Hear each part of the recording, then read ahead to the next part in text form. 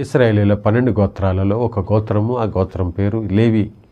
ఈ లేవి గోత్రికులకు దేవుడిచ్చిన గొప్ప అవకాశం ఏంటంటే టబర్నికల్ మెయింటెనెన్స్ వారు చేసేవారు. ప్రత్యక్ష గుడారపు యొక్క మరి యొక్క సామగ్రిని, పవిత్ర కార్యాలను వారు జరిగించడానికి దేవుడు వారిని ఎన్నుకున్నాడు. తద్వారా ఇశ్రాయేల్ ప్రజలకు ఆ దేవునికి మధ్య అనుసంధానకర్తలుగా వారు మార్చబడ్డారు. అలాగే యేసుప్రభు వారు కూడా దేవునికి మానవునికి మధ్యలో ఆయన అనుసంధానకర్తగా ఆయన ఈ లోకానికి వచ్చి నీ పాపం నిమిత్తమై నా పాపం నిమిత్తమై ఆయన సిలువలో మరణించి తన యొక్క ఆ పవిత్రమైన రక్తాన్ని చిందించాడు.